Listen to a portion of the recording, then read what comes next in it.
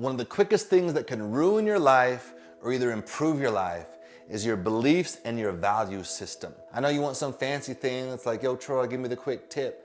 Well, I ain't got something fancy for you. This is the nuts and bolts of success and happiness. And I'll break it down for you. The way this shows up in your life is your belief system either supports a goal or moves you away from one. And I'll give you an example. So imagine I had a belief that money is challenging, money is scarce, it's hard to make. If I have that belief system, for me, it's gonna be inherently difficult to take risk with my money. I'm gonna always have this like scarce energy. Therefore, am I likely to open a business? Am I likely to make a maybe risky investment? Am I likely to take 10 grand and put it down on crypto?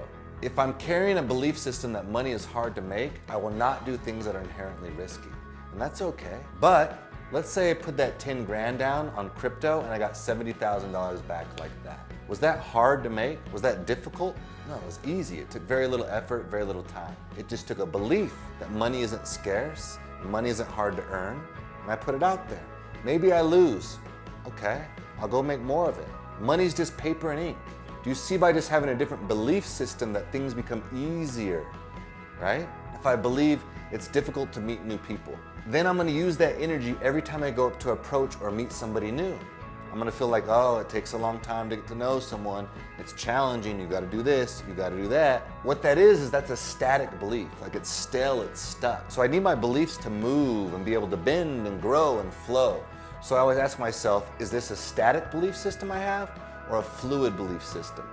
A fluid belief system might look like sometimes it can be difficult to meet new people, but not always. So just by having that belief system, when I meet somebody, I'm more fluid with the energy exchange and how I talk and how I connect with them.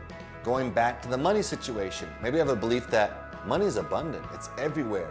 You just have to align yourself with it and create an energy of love and giving and sharing and supporting and growing and continually learning, and then money just flows. It's a flowing process. If I hold that as my belief system, it is actually fluid and I'm much more likely to make growth-minded financial decisions. And so do you see how your belief system can either hinder your growth or be the thing that pushes you forward? Beyond that is your values. I believe we all inherit values throughout our lifetime. And we collect them almost like dust on the blinds. But we have to look at our values and see if they support us. As an example, say I valued loyalty.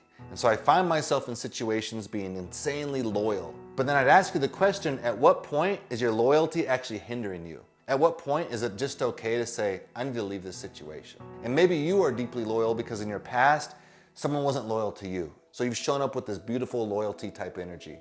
And that's beautiful. But again, ask the question, is it static? Or is it fluid? You could have a belief and a value that says I'm a loyal person when the situation calls for it. But I allow myself to move and let go when it's necessary. And what we're doing here is we're loosening the mind, loosening the body, loosening our flow into life. So we're not always squeezing so tightly. Look no further than nature. The things that are loose and nimble are the things that are growing. The things that are rigid and stiff are the things that are dying. And so do an assessment of your beliefs and your values and ask the question, does this value or this belief support me or hinder me in my growth? I hope you enjoyed this video. I make them for you. I deeply care about you. I'm sharing these things because this has helped me so much and so many of the people that I've worked with over the last 20 years. And I want you to use these tools and tips and techniques to benefit from them as well. I look forward to meeting you in person and talking to you soon. If you enjoyed this video, make sure you check out this one. And until next time, peace.